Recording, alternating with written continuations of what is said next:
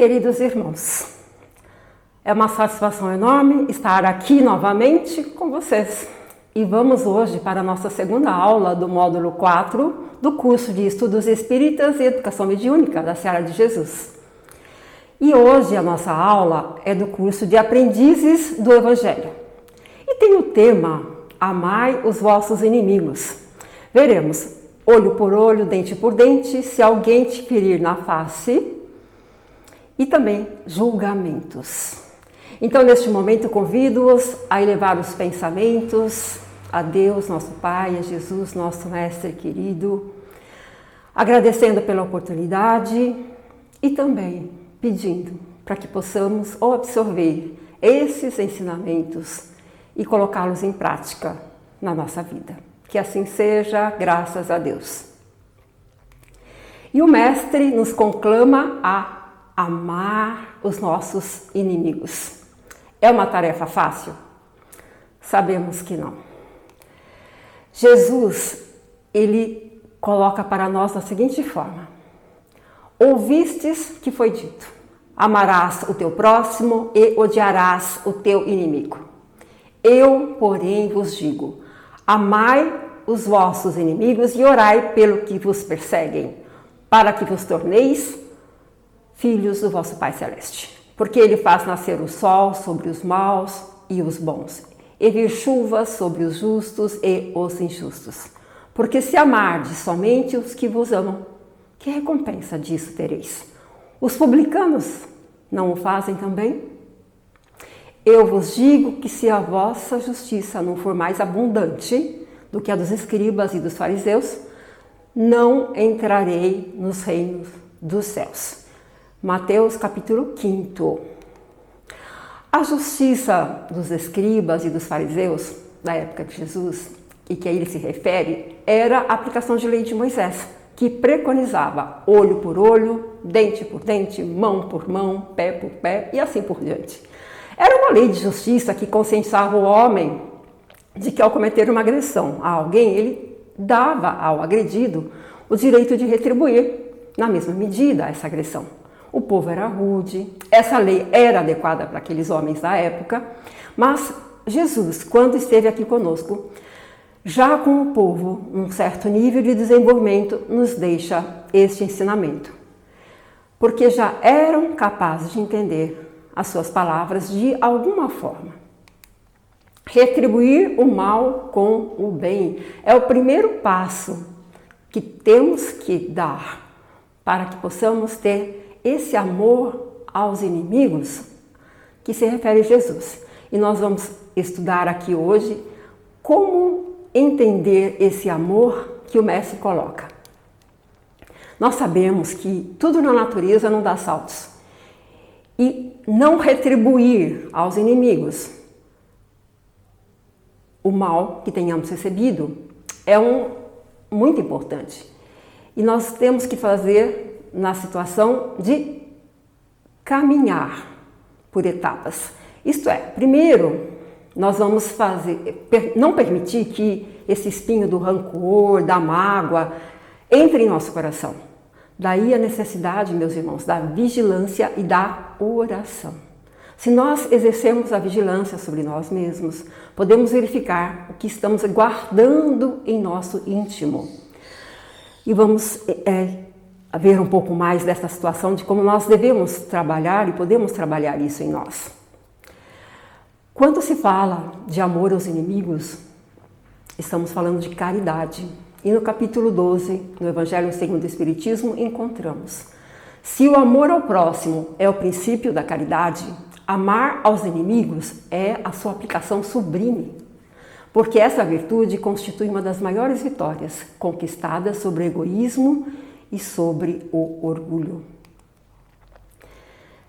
O que devemos entender então? Que amar os inimigos não é ternura, não é confiança, não é amizade, não é simpatia, não é satisfação, não é afeição. Isto é, não é aquilo que nós costumamos sentir quando nós vemos um desafeto. Nós não vamos ter ternura, não vamos confiar, não vamos querer estar no dia a dia desses irmãos. Não queremos a sua simpatia, a sua satisfação e muito menos a afeição, não é mesmo? Existe uma lei física que é a de assimilação e repulsão de fluidos. Isso para entender como nós nos sentimos frente àqueles que nós amamos e frente àqueles que ainda estamos aprendendo a amar.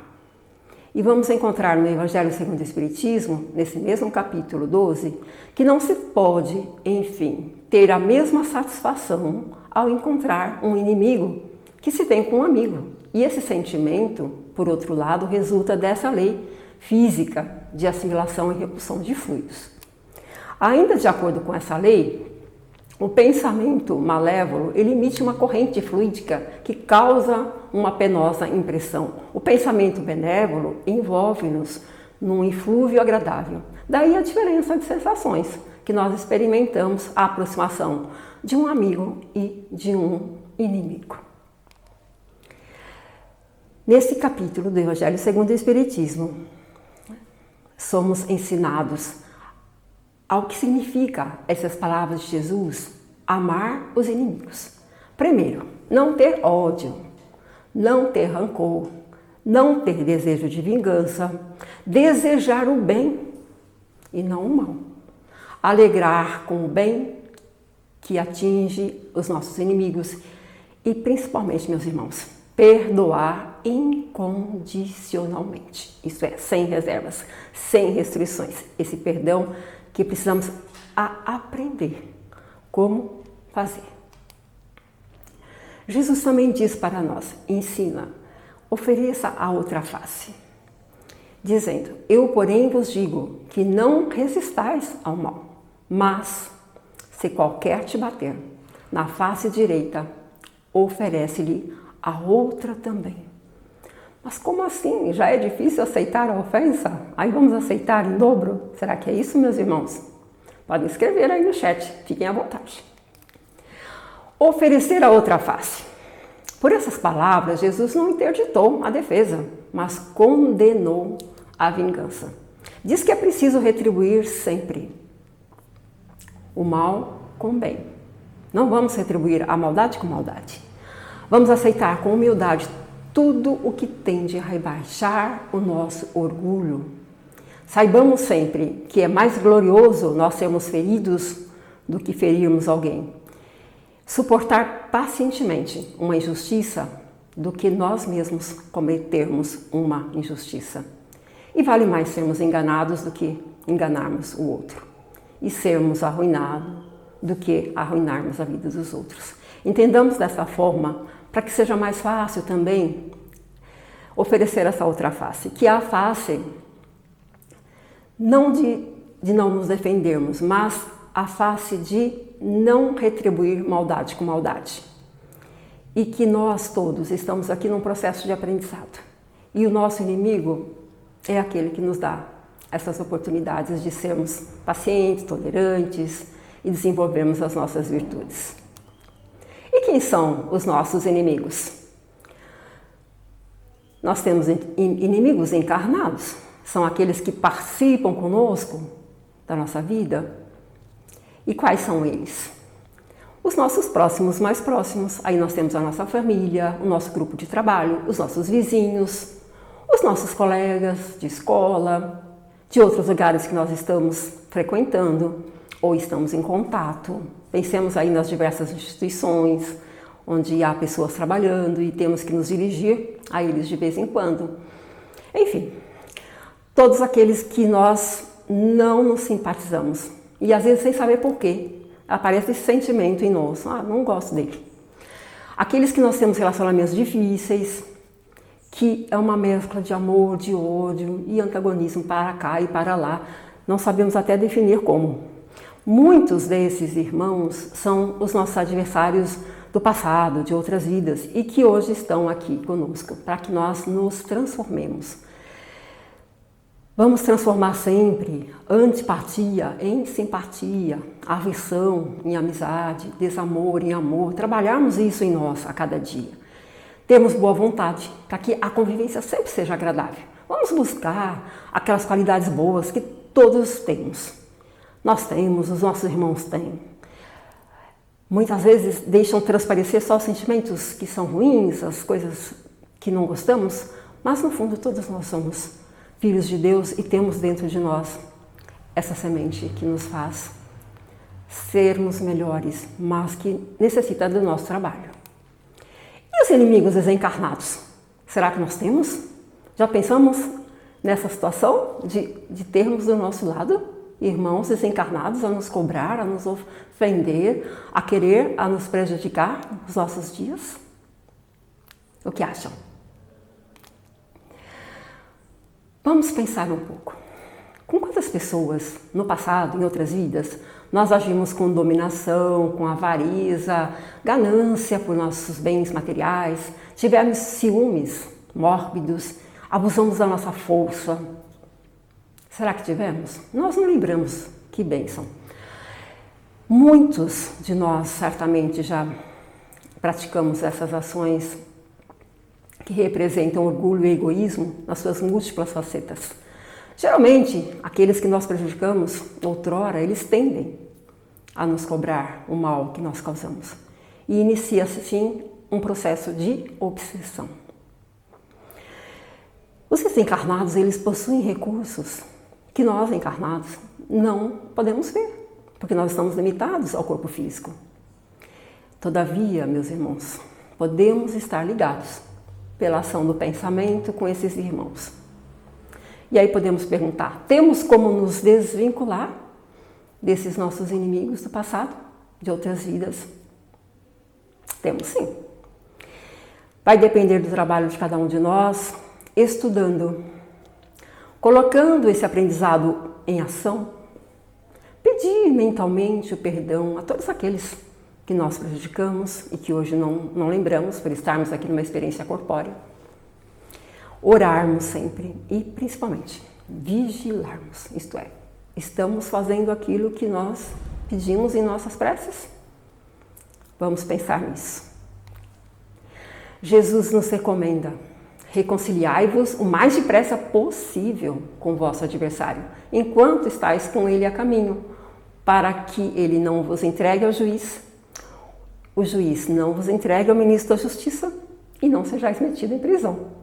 Digo-vos em verdade que daí não saireis enquanto não houverdes pago o último cêntimo.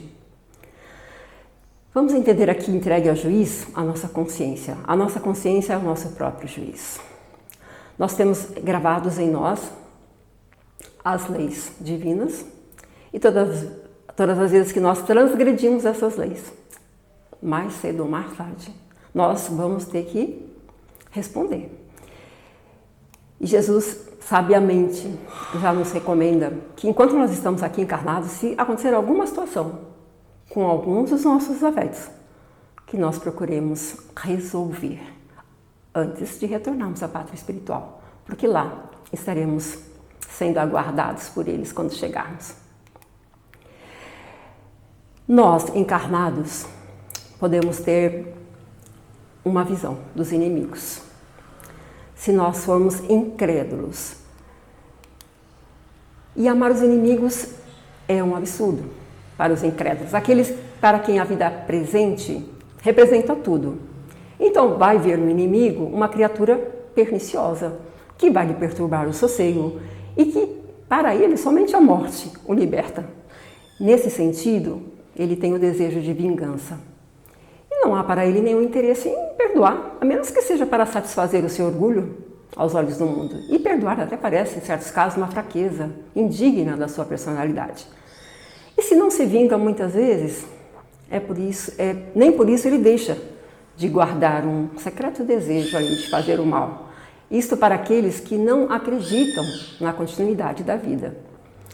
E para nós que acreditamos que a vida continua, como é que nós temos essa visão dos inimigos? Para o homem que crê na continuidade da vida, a maneira de ver é inteiramente diferente. Porque nós iremos dirigir o olhar para o passado e para o futuro. E a vida presente é um momento.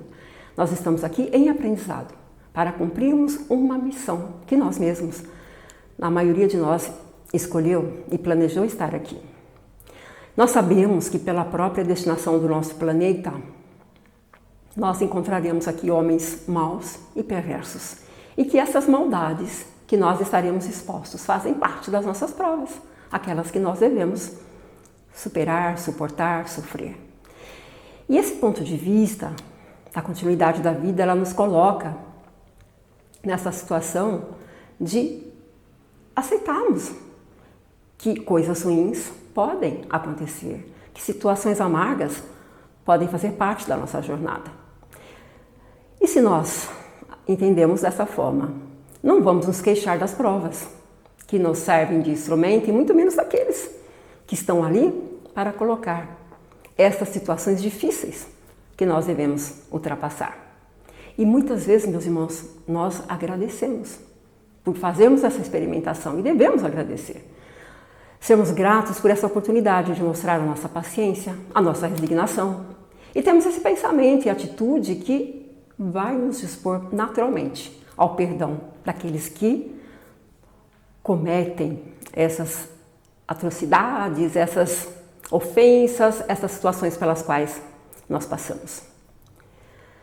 E quanto mais generosos formos, mais nos engrandecemos e nos afasta dessas situações, dessas sintonias dos nossos irmãos mais baixas.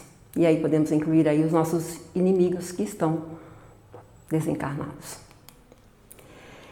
E qual é o remédio, qual é a medicação que nós temos e podemos e devemos usar sempre? É o perdão. E o que é perdoar? Perdoar é fazer cessar esse sentimento de ressentimento, de raiva contra a pessoa que nos ofendeu, contra a nós mesmos quando cometemos um erro.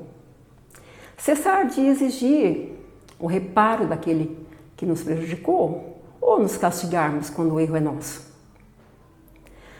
Importantíssimo nos livrarmos desses laços que nos perturbam pela raiva, pelo ressentimento. Romper laços significa nos libertarmos, nos colocarmos numa situação superior. Não esqueceremos a maldade, mas permitiremos que aquilo seja passado, que vamos dar continuidade à nossa jornada. Reparar o que nós fizemos ou o que o outro fez. Teremos, e os nossos inimigos terão também, as oportunidades que serão ofertadas pela própria vida, pela lei natural que faz com que isso aconteça. Daremos a cada um de nós o direito de sermos como nós somos. E somos seres em evolução, que podemos nos transformar para melhor. E isso fazemos com nós mesmos. E não nos cabe modificar o jeito do nosso próximo. Cada um na sua jornada e fazendo o melhor que pode a cada oportunidade que aqui está. Perdoar, meus irmãos, não é concordar ou ser conivente com a coisa errada, e sim tentar entender as ações do outro. Cada um, no seu tempo, terá a oportunidade de fazer a reparação necessária. Vamos pensar assim, quando nós somos ofendidos, é comum que a raiva, o sentimento, o ressentimento chegue. Mas conservarmos esses sentimentos é uma opção. Nós é que decidimos ficar naquela sintonia. Vamos buscar ficar o menor tempo possível para que nós não tenhamos problemas com essas energias. Se nós conservarmos essa mágoa, o ressentimento, nós vamos ter transtornos nos nossos corpos físicos, emocionalmente ficaremos desequilibrados e espiritualmente atrairemos perto de nós os irmãos que estejam nessa mesma sintonia. Portanto, romper os laços de um ato que não aprovamos, que não gostamos, é importante demais. Jesus, quando questionado por Pedro, Senhor, quantas vezes tem que perdoar o irmão que pecar contra mim? E fala, até 7 vezes? Jesus recomenda perdoar 70 vezes 7, ensinando-nos que perdoar todas as vezes que forem necessárias, sem restrições, e isso a nosso próprio favor, a favor do nosso equilíbrio espiritual. Jesus recomenda esse perdão de uma forma incondicional, porque todos nós estamos sujeitos ao erro e por isso necessitamos do perdão também alheio. E essa misericórdia divina que nós conhecemos e estudamos através das reencarnações são oportunidades que nos são ofertadas para repararmos o nosso passado culposo e também, com isso, nos elevarmos.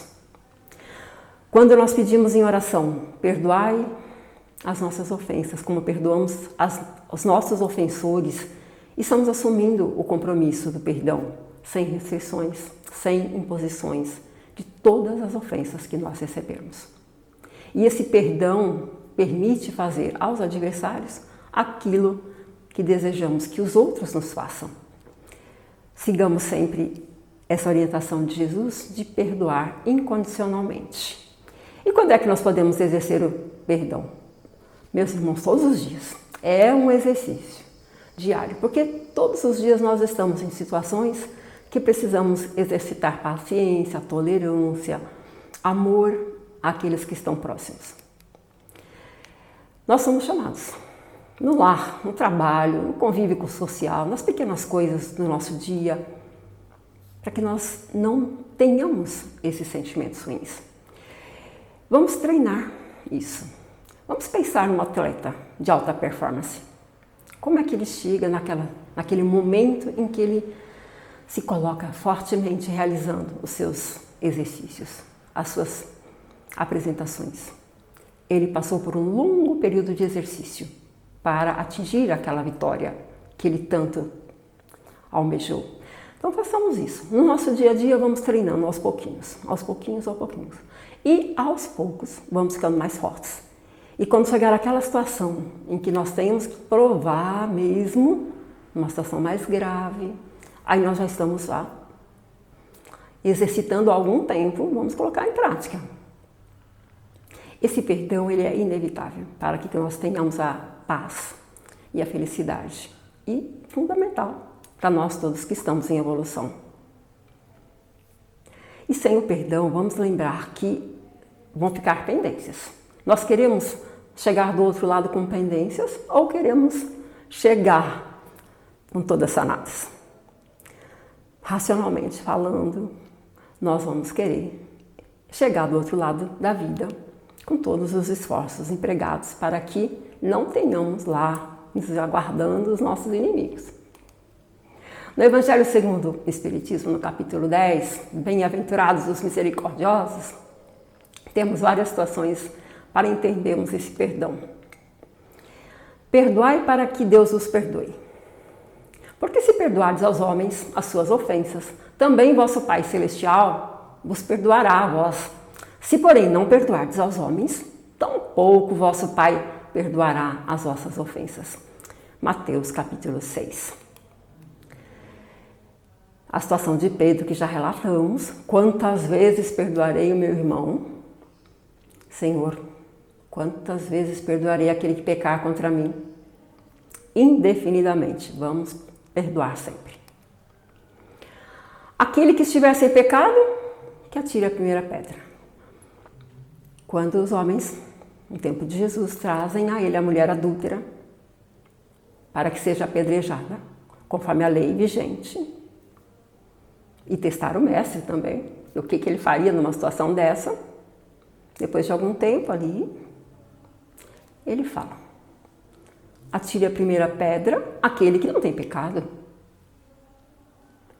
Eles ficam quietos, vão saindo aos pouquinhos e ninguém atira pedra nenhuma.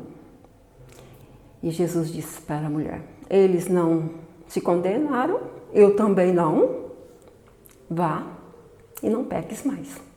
Mostrando aí a indulgência. Todos nós somos pecadores, somos devedores e carecemos de indulgência. Todos nós necessitamos dessa máxima. Não julguemos os outros mais severamente do que julgamos a nós mesmos, nem condenarmos em algo, em alguém que nós desculpamos em nós. E antes que a gente censure a falha de alguém, analisemos se faríamos a mesma reprovação em nós mesmos. Jesus não condena censurar o mal, mas a autoridade da censura está na autoridade moral daquele que a pronuncia. Jesus muitas vezes foi enérgico, mas analisemos a autoridade de Jesus para falar com os homens naquela época.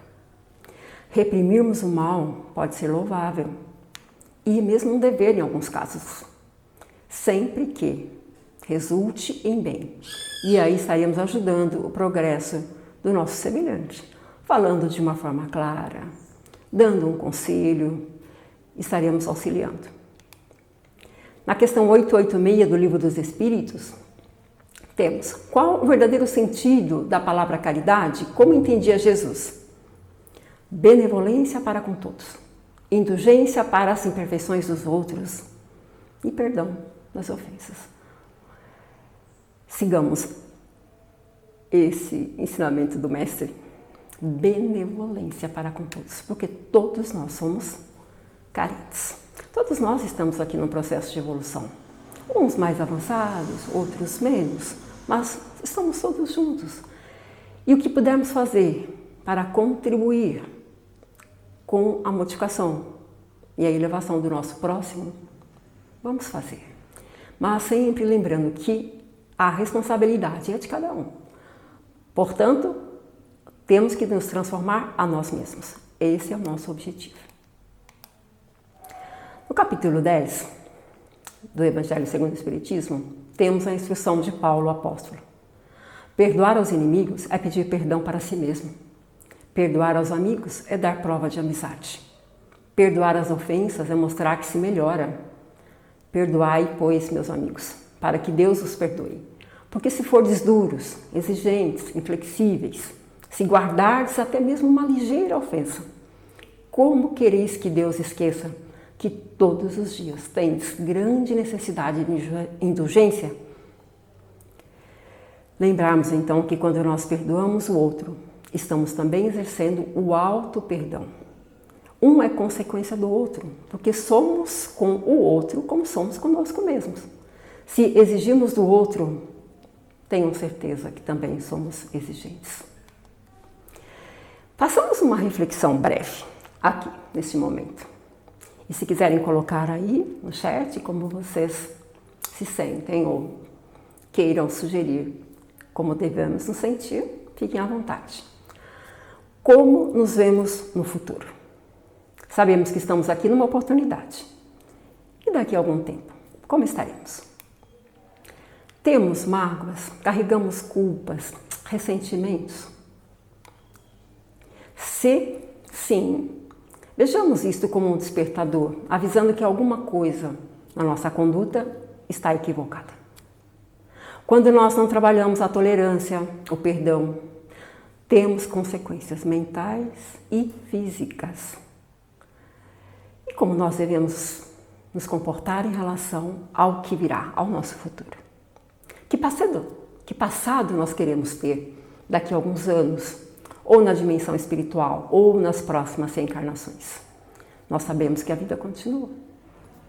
Jesus e também os espíritos superiores que fazem esse trabalho com ele ensinam-nos que devemos investir no perdão conosco e também com aquele que está perto de nós, para que não haja remorsos, para que não haja arrependimentos, que sejam os nossos companheiros mais na frente. Exerçamos então a cada dia a caridade conosco e a caridade com o nosso próximo, observando a lei maior, que é a lei de amor. E nos abstermos sempre do julgamento. Em Mateus capítulo 7, nós temos: não julgueis para que não sejais julgados, porque o juízo com que julgardes, sereis julgados, e com a medida com que tiverdes medido, vos hão de medir a vós. Temos um outro caso, o argueiro e a trave no olho. Como poderás dizer a teu irmão: deixa, irmão, que eu tire o argueiro do teu olho? Argueiro aqui é um cisco. Não vendo tu mesmo a trave que está no teu. Hipócrita, tira primeiro a trave do teu olho e então verás claramente para tirar o argueiro que está no olho do teu irmão. Temos uma visão equivocada. Avaliar o outro, meus irmãos, é uma situação muito particular. E nós não temos essa competência, nem para avaliar, nem para julgar. Um grande defeito nosso é vermos o mal nos outros antes de vermos em nós mesmos. Para julgarmos a nós mesmos, é preciso nos olharmos no espelho, nos transportarmos para fora de nós mesmos e considerarmos uma outra pessoa que pensaria assim. O que pensaria se eu me visse fazendo o que eu faço? Meus irmãos, nós sabemos que o orgulho nos leva a dissimular os nossos próprios defeitos. Estejamos sempre atentos em relação a isso. Jesus também coloca essa situação que já citamos. Vá e não peques mais. Quando identificamos o nosso erro, já sabemos que erramos. Deixamos no passado esse erro, mas iremos nos transformarmos para que não repitamos aquela mesma situação. Essa é a recomendação de Jesus. Madre Teresa de Calcutá, espírito elevado conosco por algum tempo. Quem julga as pessoas não tem tempo para amá-las. Quando ficamos observando os defeitos, deixamos de ver as qualidades. E todos nós temos qualidades. Vamos buscar o melhor em cada um daqueles que estão conosco, para que exerçamos esse amor. Sabemos que ao desafeto, aquele que nos magoa, que nos prejudica, vai ser mais difícil. Mas, como ensina Jesus, nessas situações nós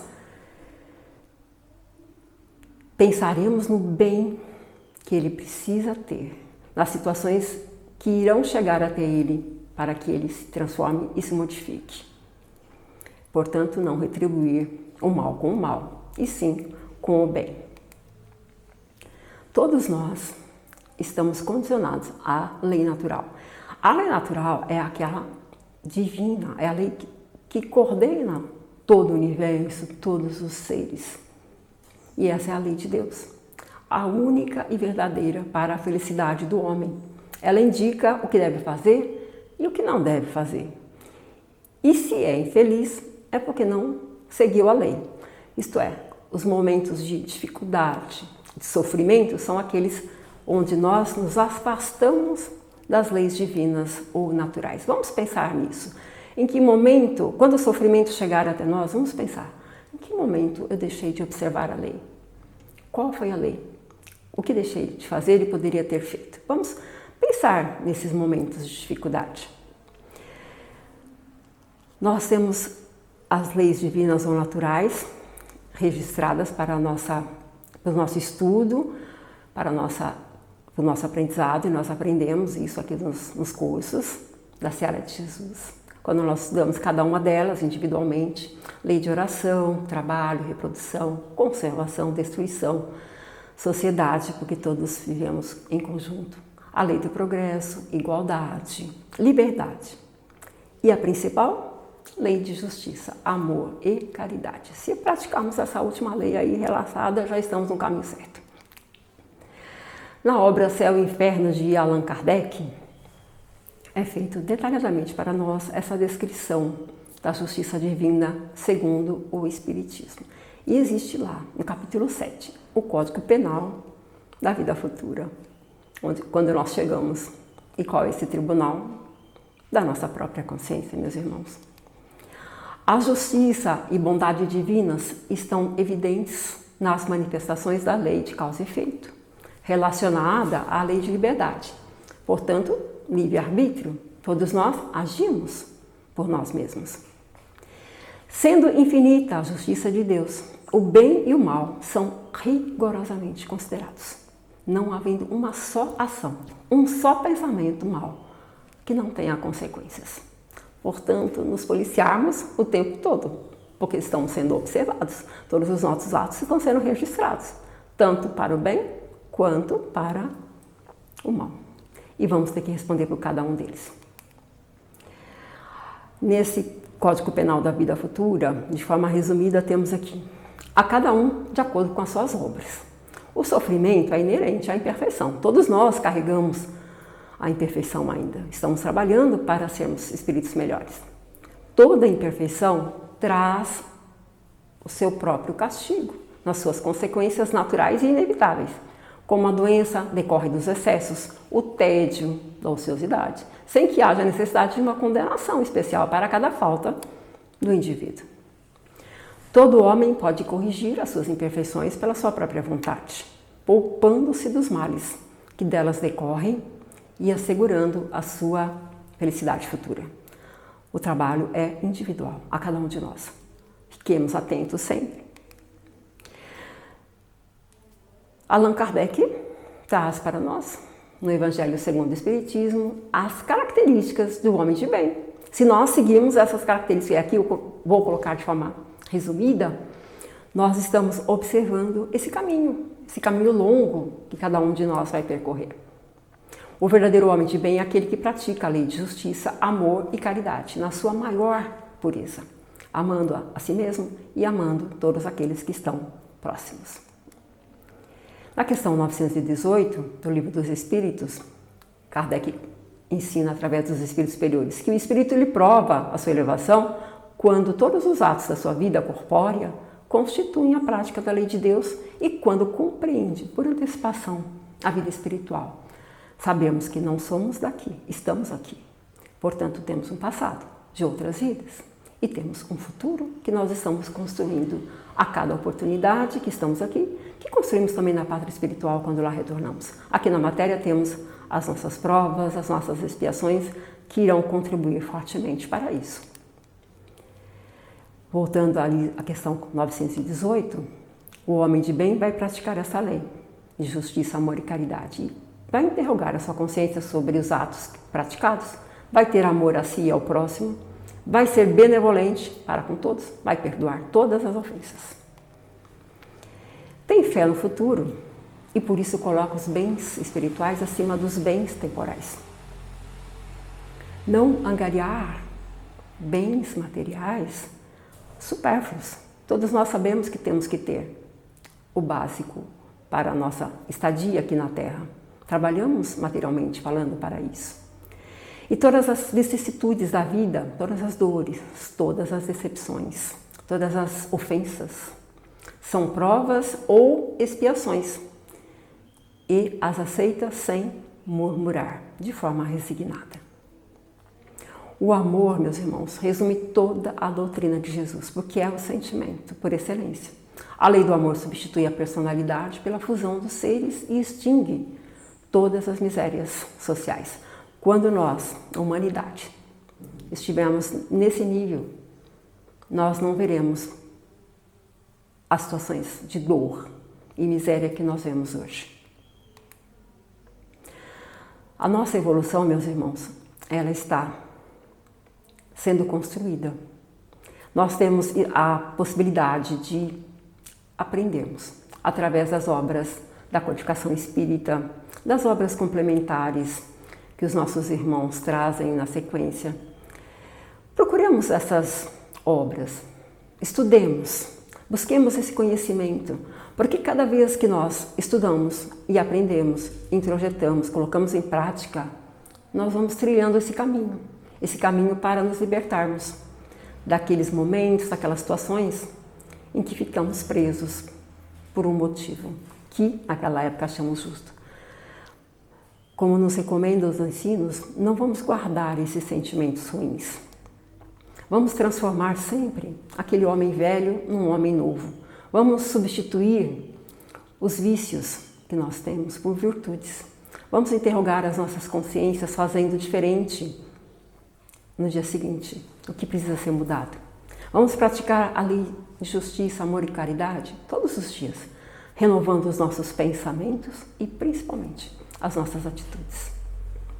A prática dessa lei de amor, justiça e caridade, ela nos conduz ao progresso, fazendo o bem ao nosso próximo, aos nossos inimigos e a nós mesmos.